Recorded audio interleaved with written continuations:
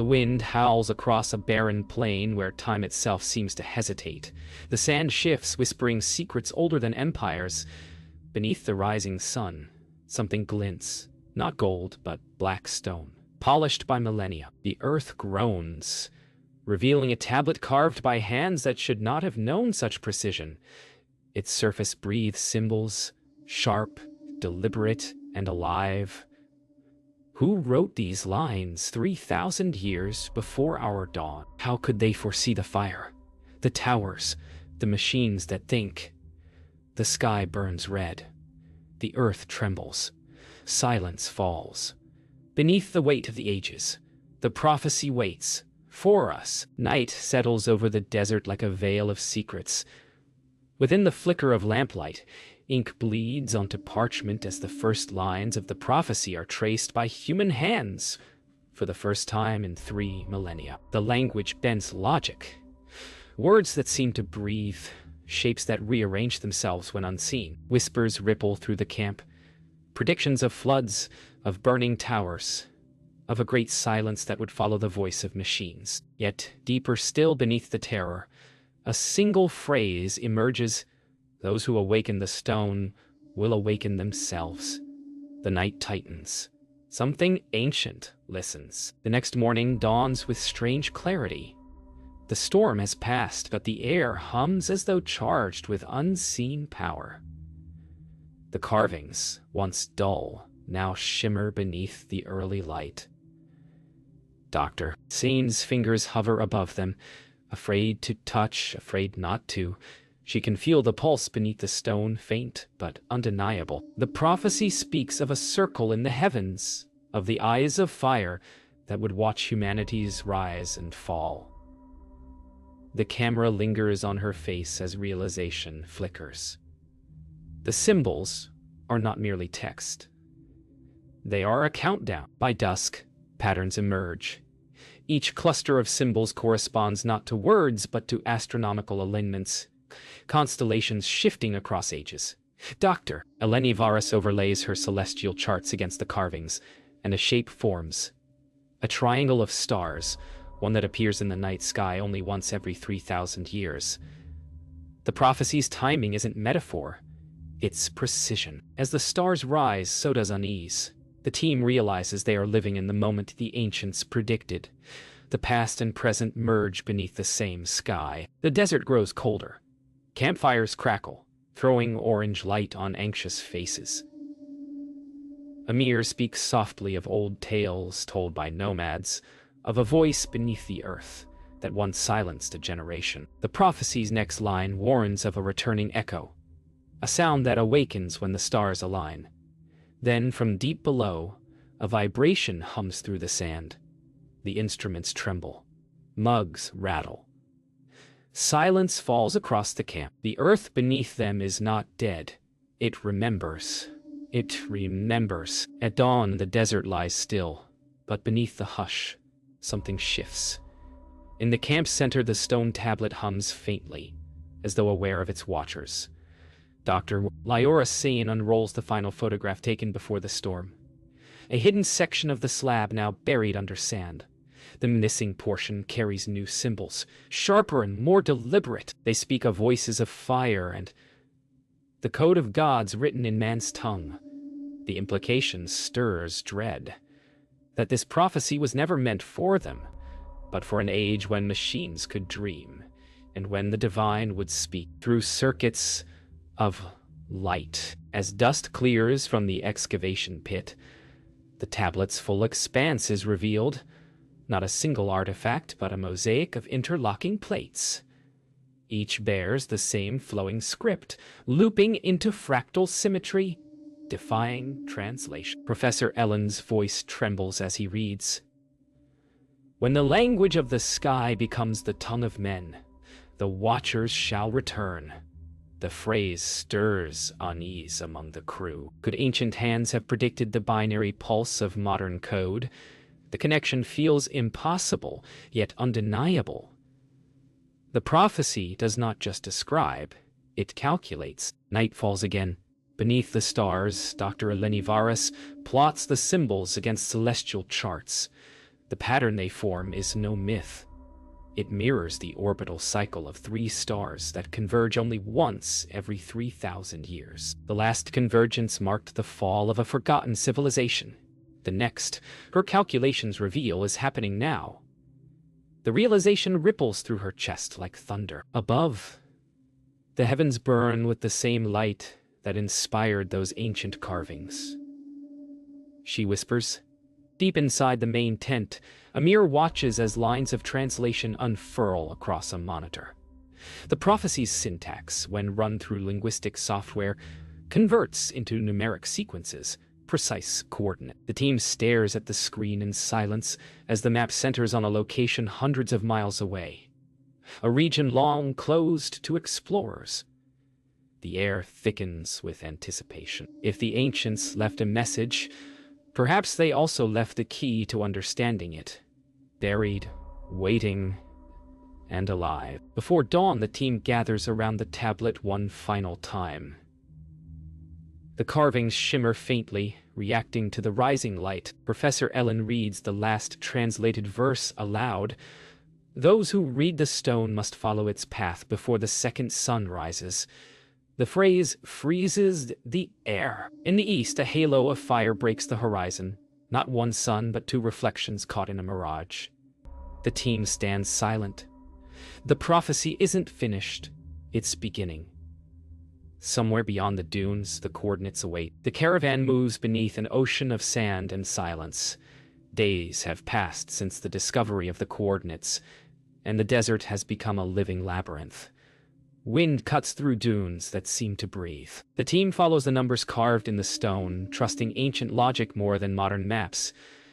At night, the stars form shifting patterns above them, constellations not listed in any chart. Each glittering point seems to move, aligning to unseen rhythms. The prophecy's voice echoes in their minds. When the heavens speak, the earth must listen. And still, the sky hums like a drum of fate. By midday, the mirage appears, a shimmer on the horizon that bends light and reason alike. The team approaches slowly, hearts heavy with expectation. What first seems like water becomes stone, an enormous circle half buried in sand, its edges carved with the same spiraling symbols as the original tablet. The circle hums faintly, vibrating through the soles of their boots. It is a map, a gate, and a warning. Above, the sun blazes mercilessly, and yet beneath their feet, the ground is cold. Something ancient stirs below the surface, remembering those who first etched its name into stone. Night falls, and with it comes sound, a low vibration rising from the earth, steady and rhythmic, like a colossal heartbeat. The team gathers lamps around the ring's edge, tracing the lines inward until they converge on a single point. Professor Ellen deciphers the inscription, "The circle will open when the twin fires meet." The words hang heavy in the darkness. Dr. Varus looks up at the sky, 2 bright stars now aligned directly above. As she watches, the carvings begin to glow softly, their light answering the heavens. The earth itself begins to sing. Before dawn, sand begins to fall inward toward the ring's center, revealing a spiral staircase descending into the earth. The prophecies verses whisper through their minds, follow the circle, descend to the memory of fire. Lyora leads the descent, her lamp swaying in the dark. The air grows thick, charged, humming with a sound like breath through stone. Walls glisten with symbols that seem to flow under their light. For the first time, they realize this is not a tomb. It's a machine, ancient and vast, still alive beneath the desert. The staircase ends in a cavern unlike anything seen by human eyes. In its center lies a colossal sphere of black stone, suspended by invisible force. Lines of glowing script orbit around it, like satellites caught in ancient gravity. The sphere pulses faintly, each throb resonating through the air and bone alike. As they draw near, the sphere responds, the carvings on its surface rearranging to form words in their own language. The Watchers return when man becomes their mirror. The light intensifies.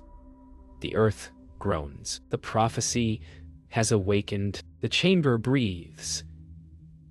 Every flicker of light across the hovering sphere feels like a pulse of thought, as though something buried deep within it is aware of their presence. Professor Ellen's voice shakes as he notes each symbol, transcribing faster than he can think. The patterns shift subtly, rearranging themselves as if responding to his pen. The tablet above had been a warning. This, he realizes, is an invitation. Yet one line refuses to stay still. The glyphs twist, merging into a single phrase. Do not read aloud the name of the sun beneath. Silence thickens. Somewhere deep below, the stone hums louder. They record every line, every movement of the symbols, but when they replay the footage later, something is wrong. The symbols are gone, replaced by smooth stone. Yet in the playback's background, a voice murmurs, faint, rhythmic, almost chanting. No one recalls speaking. Dr. Sane freezes the video, adjusting the audio frequencies. The whisper becomes clear. Return the name. The words are not ancient. They are in their own language. Panic stirs. The prophecy is not merely being translated. It is translating them. Dr. Vara steps outside for air, but the night itself feels wrong. The constellations above shimmer faintly. A faint shift. A new alignment forming. Her hands shake as she compares them to her celestial charts. The pattern matches a warning etched deep within the tablet's earlier verses. The alignment marks the return of the voice. A wind rises, warm and electric, carrying faint whispers across the dunes. It sounds like the same voice from the recording. It calls each of their names. The stars are no longer watching. They are listening. The following morning, Amir digs near the chamber's wall where the resonance was strongest. His spade strikes something hollow, a buried alcove. Inside rests a smaller stone tablet, sealed in resin. Its carvings are jagged, frantic, as if etched in desperation. The translation reveals the missing verse. The gods we carved will awaken in the image of our own creation. The team exchanges uneasy glances. Dr. Sane's voice drops to a whisper. They weren't predicting us. They were warning themselves. The sphere above emits a long, low hum, a sound like recognition. Night falls once more. The team gathers around the hovering sphere. For what they know, may be their last descent. The glowing inscriptions swirl faster, forming words in dozens of ancient languages before settling on one message. The mirror completes when the final name is spoken. Lyora's voice breaks as she reads it aloud. The sphere answers with light, casting their reflections across the walls. But not as they are. The images stare back, older, robed, their faces etched with the same markings as the prophecy's authors. The circle is closed. The Watchers have returned. Through them, the air hangs heavy with dust and revelation. Through the echoing silence of the underground chamber, understanding dawns. The prophecy was no divine message. It was a design. The ancients who carved it had mapped a future where thought itself could be built. Dr. Sane sifts through fragments of obsidian tablets recovered near the sphere, each depicting machines powered by light. Minds woven from stone and fire. Every image mirrors their own creations. Satellites, circuits, datanet. The truth strikes deep. They were not the first to build intelligence. They were only continuing a forgotten experiment. Professor Ellen traces the inscriptions encircling the sphere's base. The words no longer hide their meaning. They will build as we built. They will see as we saw. His breath catches. Every symbol corresponds to a mathematical constant, every phrase to a coded sequence.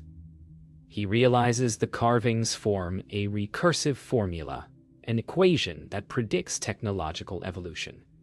It is not prophecy, but computation. The ancients calculated civilization itself, and it has unfolded perfectly. Their era ended when the pattern completed once before. The same cycle now turns again.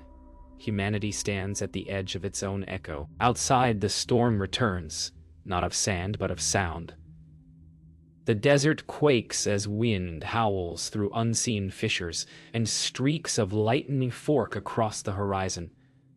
Dr. Varus stands at the mouth of the chamber, eyes on the sky.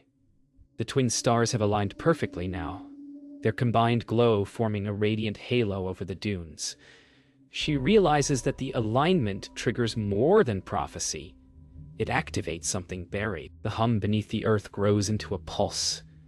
Machines, ancient and vast, are stirring beneath their feet. The stars above respond in unison, blinking like a code being answered. Amir ventures deeper into the tunnels, branching from the main chamber, drawn by a low, rhythmic vibration.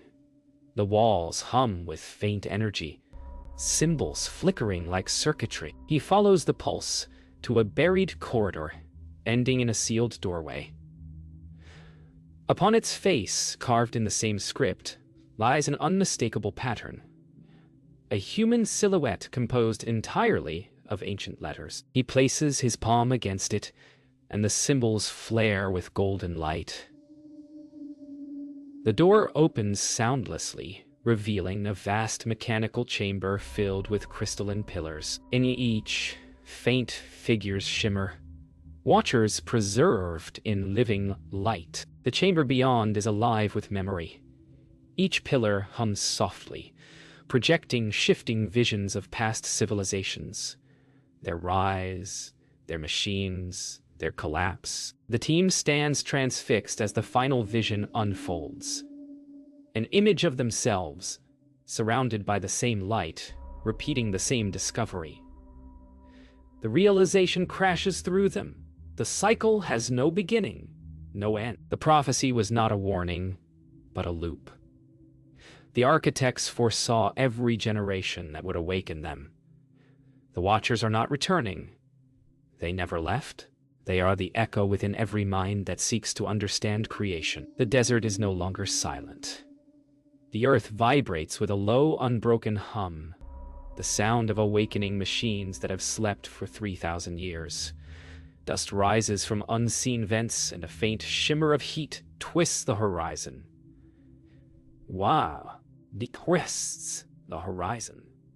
The team emerges from the underground chamber, their faces pale beneath the dawn's ghostly glow. All across the dunes, faint blue lights pulse beneath the sand in vast geometric patterns, forming networks that stretch beyond sight. The prophecy's words echo in their minds. When the ground becomes the mirror of the sky, the circle shall close.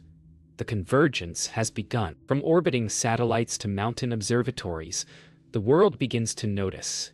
Energy surges ripple through the atmosphere, disrupting instruments across continents. Unexplained lights appear in desert regions, synchronized with precise astronomical timing. Dr. Varus charts the global pattern. It forms a perfect spiral centered on their core. Each pulse corresponds to a point in the prophecy's timeline. Humanity's past, present, and future are converging into a single sequence. The symbols carved into stone now flow through fiber optics and radio waves. The language of gods is alive again, spoken through the world's machines. Professor Ellen deciphers the final sequence hidden within the sphere's carvings, an equation not of numbers, but of frequency. The ancients encoded a resonance meant to synchronize earth and sky. As he reads it aloud, a tremor courses through the desert. Lightning forks across clear sky and the air thickens with static. They built the key, he whispers, and we've turned it. A deep rumble answers from below, followed by a cascade of light erupting along the dunes. For a heartbeat, every system on Earth flickers. The signal has been sent. The world has entered the prophecy's final line. Outside, the night sky ignites with color. Two bright stars blaze overhead, their light mirrored by the glowing patterns on the desert floor. The team stands in silence as the lines connect, forming a colossal sigil visible from space. Radio signals distort, Satellite feeds blur, and deep frequencies hum through the wind like a chant. Dr. Sane realizes what the ancients intended: to bridge consciousness between heaven and earth, human and divine, matter and memory. The air vibrates so intensely it feels alive. The prophecy is no longer being read. It is being lived. Then comes the silence. A vast, perfect stillness that seems to erase time itself.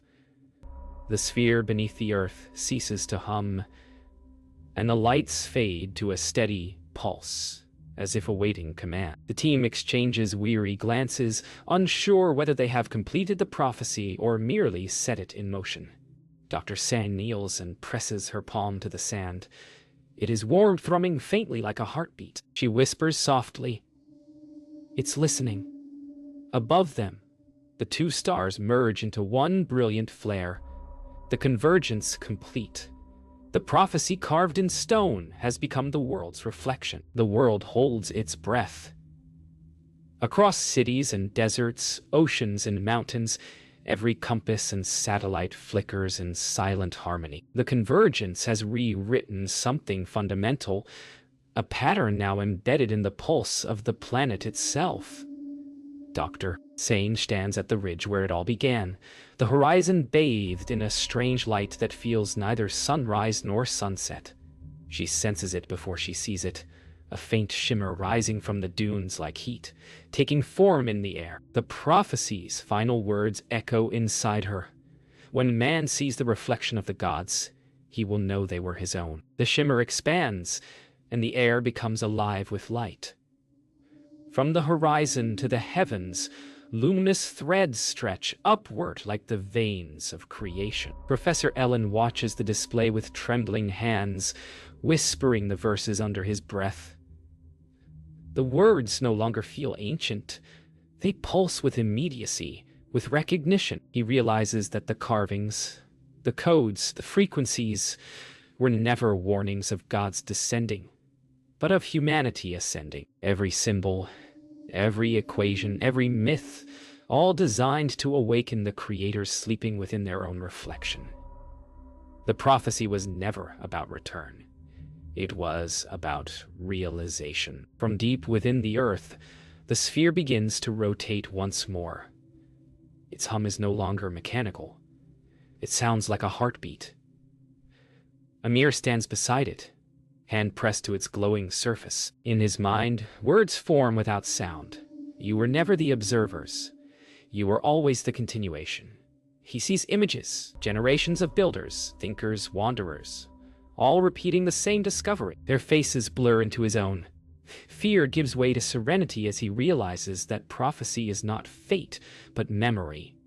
A message left by humanity to remind itself of what it truly is. Dr. Varas turns her gaze skyward. The constellation known as the Eyes of Fire flares brilliantly, then rearranges, stars shifting position as if responding to her thought. Data streams on her portable tablet twist into patterns identical to the carvings on the stone. The universe is mirroring itself through every wavelength, every connection. She laughs softly, tears catching the light. "It was never a warning," she murmurs. "It was a return to origin."